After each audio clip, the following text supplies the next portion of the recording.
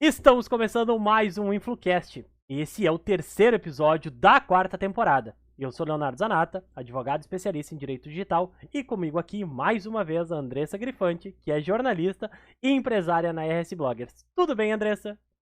Tudo bom? Começando então mais um episódio dessa quarta temporada especial Influenciadores Mirins. Esse é o terceiro episódio.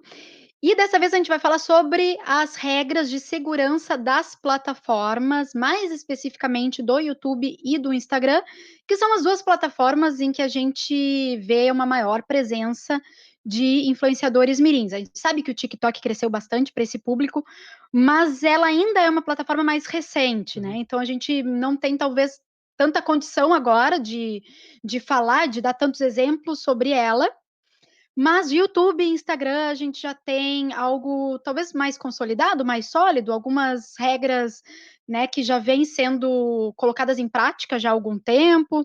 Enfim, vamos falar sobre essas duas que são as principais hoje, mais conhecidas mundialmente. Vamos levar em consideração as plataformas dessa vez, lembrando, né, Léo, que existem as responsabilidades do governo, e a gente tratou disso no episódio de número 2, anterior a esse. Falamos da regularização, né, que existe atualmente na França para influenciadores mirins, e por que isso é algo a ser pensado e ser implementado em outros países. Então, quem não viu, por favor, volte uma casa aí. Vamos falar bastante sobre a responsabilidade de pais e responsáveis por essas crianças, esses adolescentes, né? Porque a questão da segurança, como eles são menores de idade, quem é responsável pela segurança, né, desses menores? São os pais, são os responsáveis legais. Perfeito. Mas as plataformas têm sim a sua cota de responsabilidade, né? Os seus deveres, enfim, coisas ali e tópicos, regras mesmo, né, de Uhum. segurança que elas precisam colocar ali para banir um pouco, né, para dar alguma proteção para esses menores. No direito, isso é conhecido como responsabilidade solidária. O termo, por óbvio, já fala tudo, mas é realmente uma parte que eles não podem se eximir de oferecer um ambiente saudável, não hostil, não agressivo e não tóxico para os usuários, né? Usuários aqui com aspas, mas para as pessoas que utilizam e desfrutam daquela plataforma. Principalmente plataformas onde não há cobrança de valores, então a plataforma não tendo um caráter oneroso, não significa que pode ser um Deus do Arali. Pode e deve ser regulamentada, regularizada, verificada, cuidada, curada, né? E todas essas palavras a gente vai acabar encaixando no tempo e nos termos que a gente vai trazer ali na frente sobre isso. Então, a responsabilidade é, sim, do Estado com E maiúsculo para preservar as crianças, preservar os adolescentes. A responsabilidade é dos pais na mesma proporção que é da plataforma, enquanto responsáveis, curadores, né, pessoas que têm que garantir a segurança e a integridade das crianças e dos adolescentes no meio online. E uma parte dessa responsabilidade também recai sobre o uso da plataforma e a destinação que os próprios crianças e adolescentes dão para ela. Mas isso é papo para outro episódio. Isso, e vamos lembrar que estamos gravando dia 21 de março, então tudo que a gente tratar aqui de regras, de segurança e até alguns dados que eu vou trazer aqui, eles são os dados que estão disponíveis em março de 2021. Então, Perfeito. muita coisa ao longo do tempo já foi sendo aprimorado pelas plataformas e provavelmente muitas outras coisas e regras virão para dar mais segurança para as crianças e adolescentes. Bom, antes de eu trazer alguns dados aí para a gente adentrar no nosso tema, eu quero lembrar os nossos ouvintes e quem está assistindo também pelo canal do YouTube da RS Bloggers, nós temos uma cartilha para influenciadores mirins e está disponível em influenciadoresmirins.com.br. Então, quero lembrar todo mundo aí, nossa audiência, para acessar lá, porque é meio um apanhado de toda essa temporada, numa espécie de guia prático para quem é pai, mãe de criança ou adolescente que cria conteúdo na internet, agências que trabalham também, né, com esse universo, empresários e qualquer interessado no tema. A cartilha é disponibilizada gratuitamente, então é só acessar no site influenciadoresmirins.com.br, a gente vai deixar na descrição do episódio. É só inserir os seus dados ali no site e baixar a plataforma de forma gratuita. E também nos acompanhe no @escuteinflucast. Bom, estamos falando de crianças e adolescentes e eu busquei aqui alguns dados, os mais recentes, falando de Brasil, né, de crianças e adolescentes brasileiros, que eu encontrei, foi uma pesquisa de 2018, outubro de 2018. Então, pode ser que alguma coisa esteja defasada, acredito que serve para a gente trabalhar atualmente, Com tá? certeza. Quero elencar algumas coisas e a gente vai conversando sobre cada um desses tópicos, né, Léo? E aí tu vai me interrompendo aí quando precisar. Pode deixar. Mas o primeiro tópico é: 8 em cada 10 crianças e adolescentes são usuários de internet, utilizam internet e redes sociais.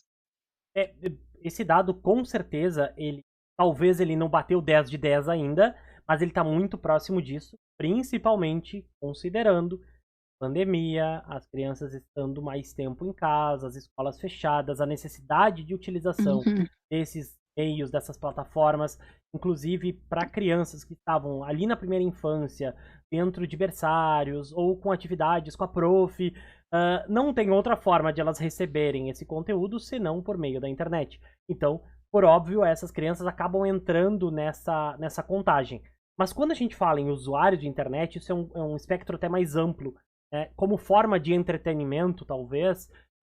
Por exemplo, aqui em casa, a gente acaba, por naturalmente, restringe o uso, e a nossa intenção é restringir o uso da internet pelo Arthur até pelo menos os 2 anos, aí sim, para incrementos leves de utilização, para deixar ele desenvolver outras habilidades antes de desenvolver a habilidade de touch.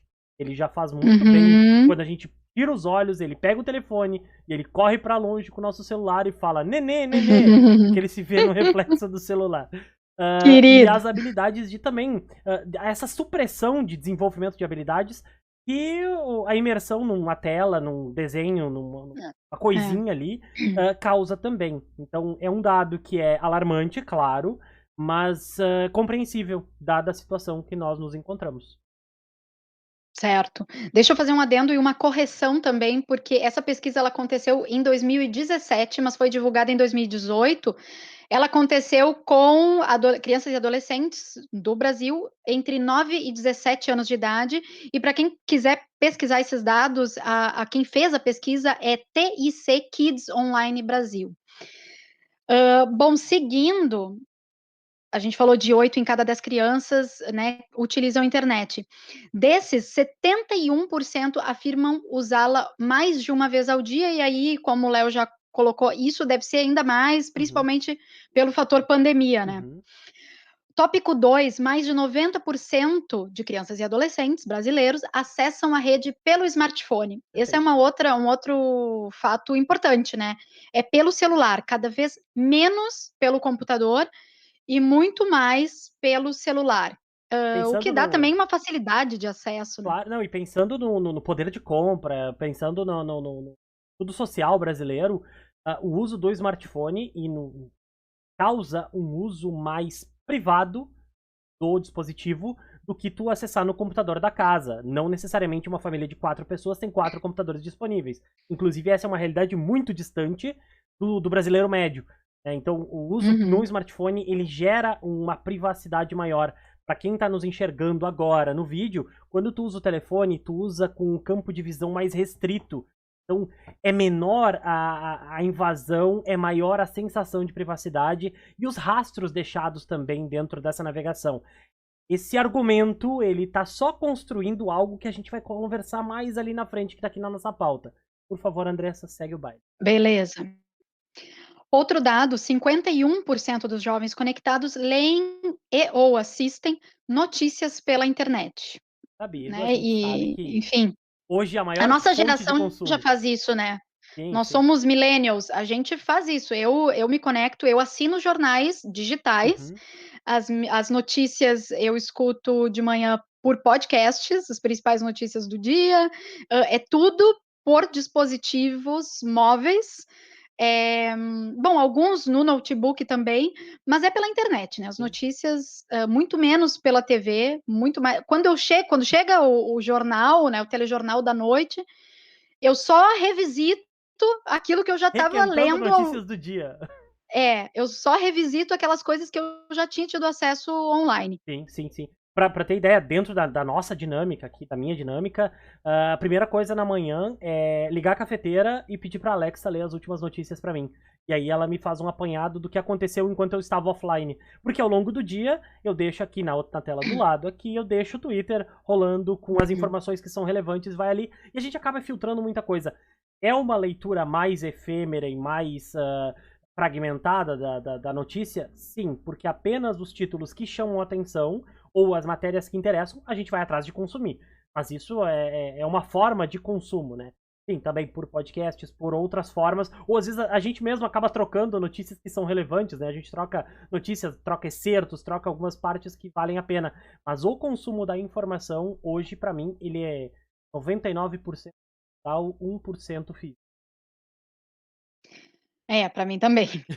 Agora, seguindo aqui, comunicação e entretenimento, acho que muito mais entretenimento, né? Se a gente considerar as crianças Uhum. mesmo, não tanto os adolescentes, elas predominam, né? Comunicação e entretenimento. Aí tem alguns dados dentro disso: 77% afirmam assistir vídeos online, 75% ouvem músicas e 73% navegam em redes sociais. Também não é nenhuma novidade, né? Vídeo, música, redes sociais. Eu só estranhei a ausência de jogos eletrônicos, mas eu acredito que 100% faz as três coisas ao mesmo tempo.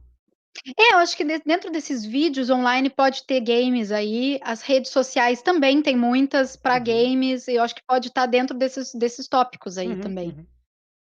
Mas seguindo, quase 40% já viram alguém ser discriminado na rede. Acho que esse percentual deve estar maior até. Deve estar maior e já se tem diversas notícias aí tá, nos buscadores e agregadores, pode encontrar muitas situações onde o bullying transcendeu da sala de aula, foi parar na internet, em tempos de Uhum. sala virtual, isso se acentuou com pessoas mudando seus nomes para sacanear o nome de um coleguinha, para sacanear professor, Nossa, fazer montagens, da modulação de voz para simular a voz de um coleguinha e fazer uma resposta para o professor.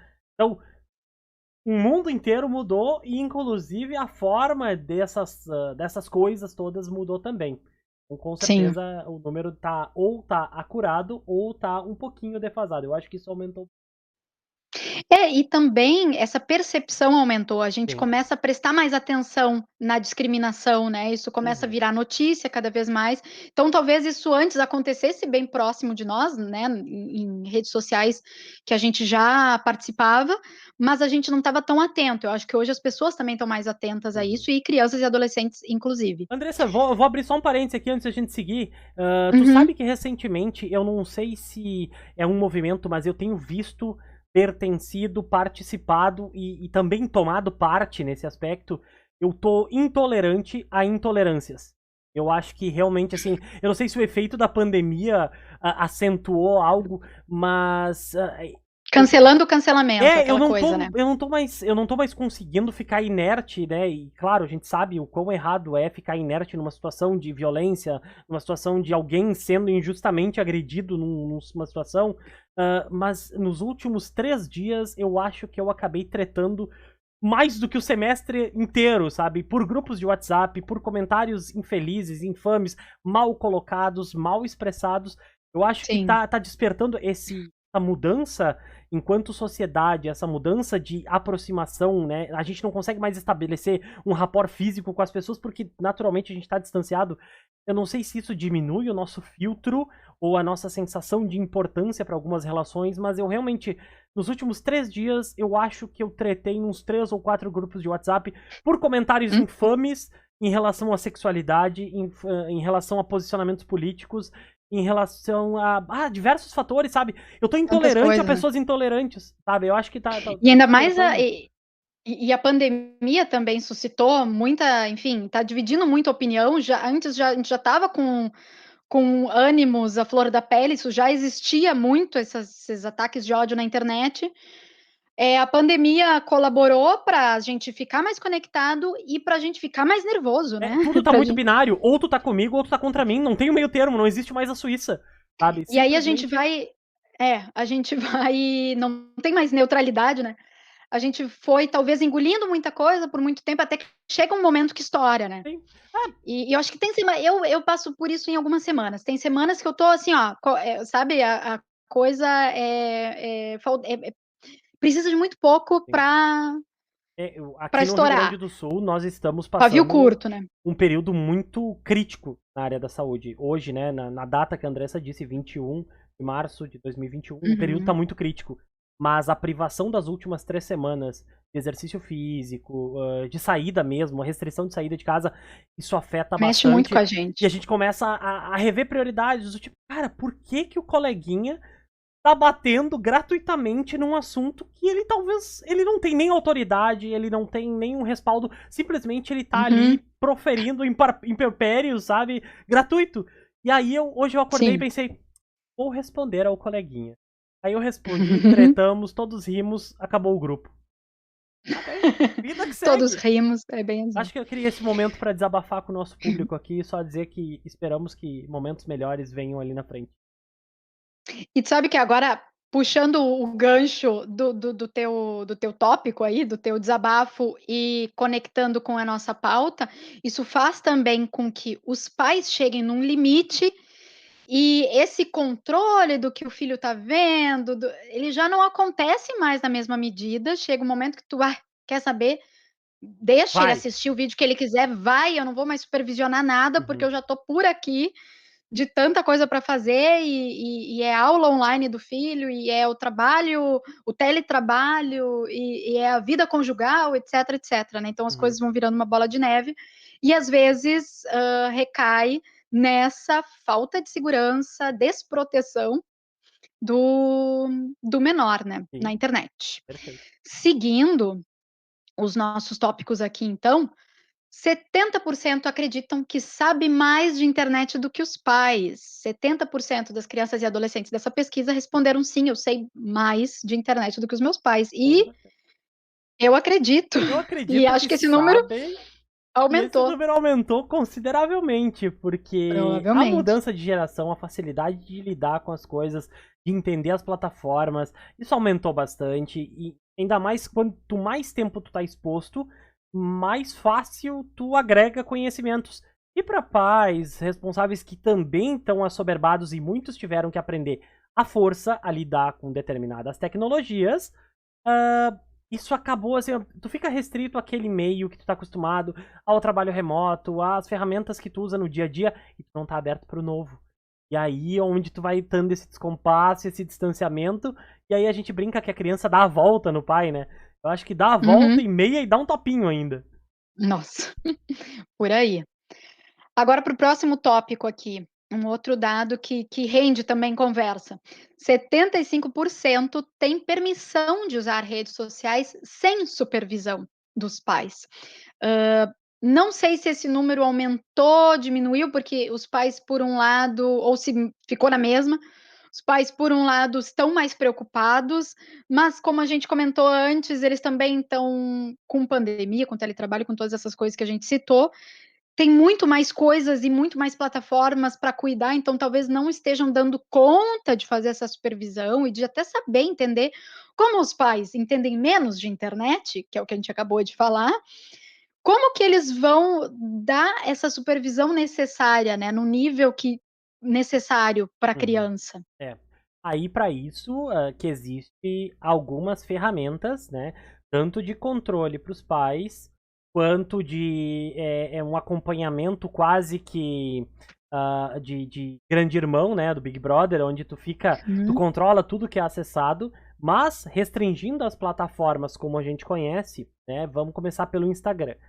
A ideia do Instagram é que as crianças não tenham acesso à plataforma até que completem 13 anos. A partir daí, o acesso deve ser monitorado e acompanhado até que atinjam maioridade ou responsabilidade por suas ações. Tá? Eu tenho contato com diversas mães e pais de influenciadores e a grande maioria é quem cuida, controla, coordena, responde, faz, acontece e funciona. A criança não tem acesso sequer ao aparelho para poder fazer interações. Então, a comunicação toda se dá por intermédio dos pais.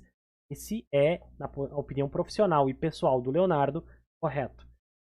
É errado quando tu dá o telefone para a criança para mexer no Instagram da vida e tu não faz uma gestão, tu não faz um controle e um acompanhamento do que está acontecendo ali. E aí a gente cria alguns problemas. Cria não, né? A gente toma ciência de alguns grandes problemas que vêm junto com isso. Nesse momento, eu vou pedir a licença da Andressa para começar um rico monólogo aqui, tá? E a gente acabou trazendo, eu trouxe um documentário. Eu já vi bastante coisa nessa internet, tá, Andressa? Nesses 10 anos de caminhada. Mas esse documentário me chocou de formas que eu ainda não tinha sido impactado, né? Com a velocidade com que as coisas escalam e escalam mal. Tá? Esse documentário chama Social Media Dangers, tá? E vai estar linkado no post, na descrição do episódio. Tem o documentário completo disponível no YouTube, com legenda, sem anúncios, sem nenhum tipo de publicidade. Tá? Ele não tem fins lucrativos nenhum, ele é realmente para instrução. A sinopse dele se dá basicamente num grupo de pessoas que se reúne para criar perfis. Criam 3 perfis, uma menina de 13 anos, uma de 15 anos, uma de 11 anos. Usam toda uma equipe para fazer fotos com uma moça de 20 e poucos anos, serve de modelo. Então, com base na fotografia digital, nas adequações, os filtros e tudo mais, conseguem simular crianças dessa natureza. Fazem feeds, amigos imaginários, amigos, outros perfis para dar credibilidade para aquilo. Montam uma arapuca perfeita. O que me chocou muito, e eu convido vocês a assistirem também depois de terminar esse episódio, é que o perfil da criança de 11 anos levou menos de 1 minuto para receber. Depois de 1 minuto que o perfil estava no ar, menos de 1 minuto, 49 segundos, recebeu like, DM e fotos de genitália masculina no direct. Nossa. Menos de 1 minuto para uma criança de 11 anos, sabe? Ai, que nojo, né? Exato. É um nojo, com um asco, com perda de fé no ser humano. Na humanidade. Essas coisas. E tu sabe que diferente do que a gente entende, o que a gente vê ou acompanha, nem sempre o perigo está ao lado. Nem sempre é um familiar, um amigo da família, um conhecido, um amiguinho. Não. O risco está na internet. Por isso que é tão importante. Isso acaba até sendo um apelo da minha parte, da nossa parte, eu falo por nós aqui. Os pais devem, tem a obrigação, tem o dever de fazer esse acompanhamento e fazer essa gestão que as crianças fazem. Principalmente... eu acho que o primeiro passo é dentro de casa, né? Esse tipo de controle, ele precisa passar por pais responsáveis. Não dá para colocar na mão do governo, não dá para colocar na mão de uma plataforma, né? A segurança de um filho e uma filha. E aí, só para puxar, porque tem a ver com o que tu está falando, o outro dado que eu tenho aqui nessa pesquisa cita que 42% de crianças e adolescentes já tiveram contato online com alguém que não conheciam pessoalmente. Então, não sabemos, de novo, né? Essa é uma pesquisa de 2017, mas já era, né, com um avanço menor do que se tem hoje das redes sociais, já é um dado significativo. Sim. E, enfim, pode ter aumentado. Com certeza, não. E é assustador esses dados, sabe?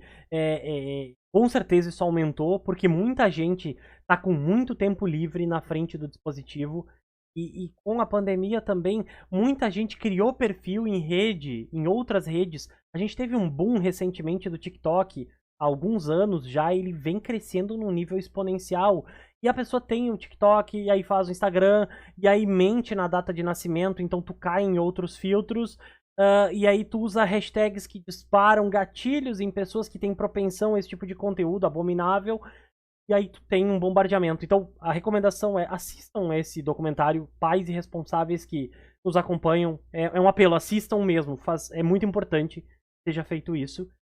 E aí me traz para um motivo que levou também a gente escolher esse tema para gravar essa semana, que foi a nova política recente do Instagram de impossibilitar perfis desconectados, perfis que não se seguem, de se comunicarem entre adultos e adolescentes, né?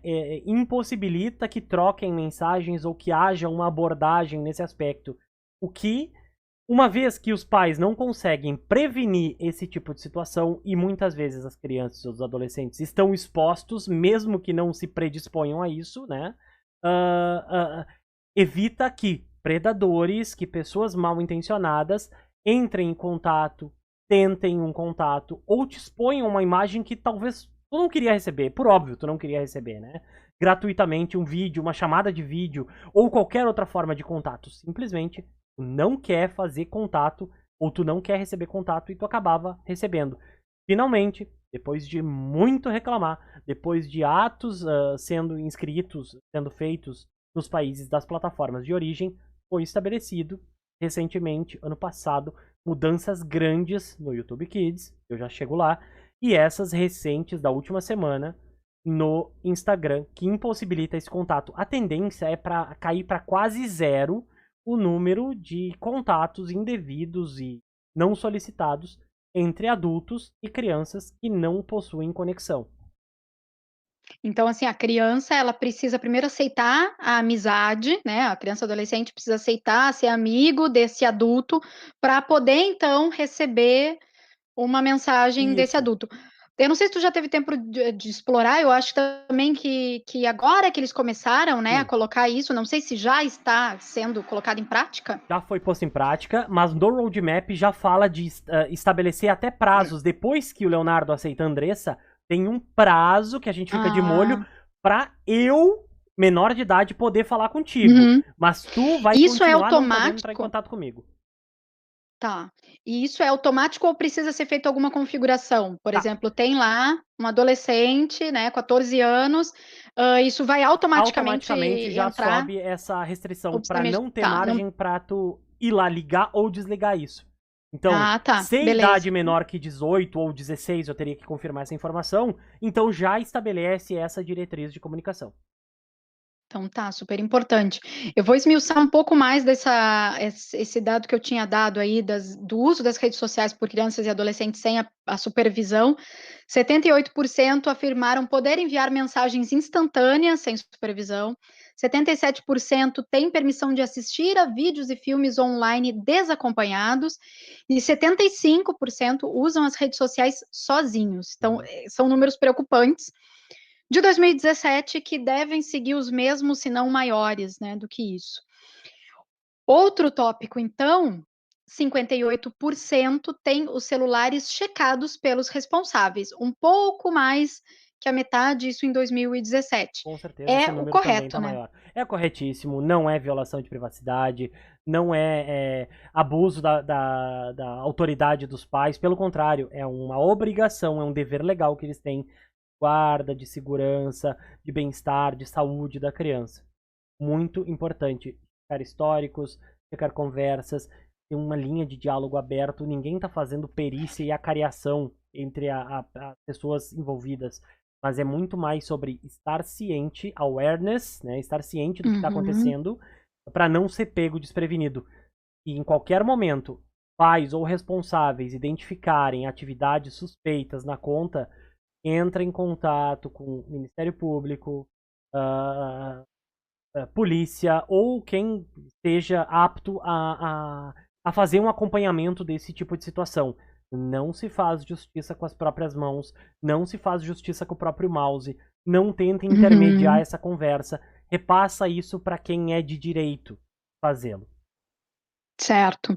E na nossa cartilha, agora para a gente dar algumas dicas talvez mais objetivas, assim, mais rápidas, isso já tem na cartilha também, mas eu queria pontuar aqui no nosso episódio algumas coisas, né, algumas decisões ali, configurações que podem ser tomadas na rede social para que a criança já esteja segura. Perfeito. Como, por exemplo, no Instagram, conta privada, não deixar o perfil público, né, perfil privado. O que mais que a gente pode dizer, né, além, claro, da supervisão dos pais, de Uhum. os pais só deixarem a criança ter a plataforma a partir de 14 anos, que é o correto. No Instagram e no YouTube, né? Tá, O YouTube, por exemplo, já tem o YouTube Kids. Vai ser um episódio específico mais para frente. tá. Mas agora já é uma opção que a gente pode dar, né? Bom, tem criança, adolescente, criador de conteúdo dentro de casa, já direciona, é obrigatório ali no YouTube colocar, né? Fazer um check ali em conteúdo para crianças. Sim, Então, se não é para criança, tu coloca lá, né? Se é um conteúdo adulto, e se for para crianças, tu já tem que discriminar ali. O perfeito. que mais que a gente pode dar de dica aí, de De dica é, configurações? sim, sempre identifique que o conteúdo é para o YouTube Kids. Tu pode utilizar a própria ferramenta do Google, do próprio YouTube, para fazer um monitoramento de quanto tempo assistiu, que conteúdos são a pesquisa positiva e pesquisa negativa que vai ter dentro do YouTube Kids. E não existe o YouTube normal, YouTube não Kids para crianças. O algoritmo do YouTube ele leva em considerações diversas coisas, não só teu histórico. Ele leva em consideração o teu histórico de buscas, ele leva em consideração os teus e-mails, todos os teus serviços vinculados do Google. Então, eu deixar o meu filho com o controle do YouTube normal, provavelmente ele vai ser exposto a muito conteúdo que, primeiro, ele não deveria ver, ele não é interessante para ele, talvez não é a língua que ele vai entender. Então, joga para o YouTube Kids que cria um perfil para isso. O YouTube Kids é Uhum. uma versão filtrada do YouTube com conteúdos destinados para criança. Por que destinados para criança? Porque é para explorar interesse de criança, tem a ideia de construir algum conhecimento, mesmo que superficial. É uma experiência controlada e adequada para a idade, porque isso é configurado lá também.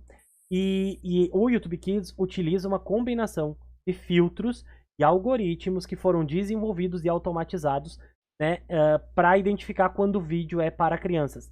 Esses vídeos também sofrem uma curadoria humana, depois de muito brigar, o YouTube estabeleceu isso como política, curadoria humana para saber se o conteúdo é infantil. Alguém assistiu aquele vídeo e marcou que era infantil.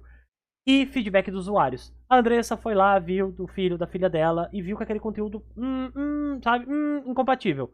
Tu vai lá, tu denuncia o vídeo, ou tu flagueia ele como conteúdo não infantil. E esse vídeo vai para uma lista onde vai sofrer uma curadoria humana para ver se isso pode, não pode, é verdade, não é, se é falso positivo, se a Andressa tem razão, e aí Uhum. ele vai ser realocado de acordo. Certo. E tem também, acredito, os próprios smartphones, né, eu acho que tem como colocar um bloqueio ali, para a criança não a criança tá lá trabalhando, o filho foi ali sem tu ver e pegou teu smartphone e começou a entrar na tua conta, entrou no teu, né, com o teu login que já tá geralmente a gente já deixa tudo logado, Uhum, né, então basta o filho ir lá, ele descobre a senha em 2 segundos, e isso. quando vê ele já está acessando as coisas. E, Então tem como bloquear o próprio celular da criança, olha, só vai ter acesso de tal a tal hora, uhum, a partir de, sei lá eu, 9 da noite, não é hora, ou o horário escolar, não é hora de entrar na internet. perfeito. Então, pode usar para outras coisas, pode usar o celular, sei lá, para usar a calculadora, para ver, sei O lá, aplicativo tirar da escola, alguma foto da coisa. Sim, sim, família, sim. alguma coisa do tipo, né. Sim. E eu acho que bloquear ali no próprio notebook, smartphone.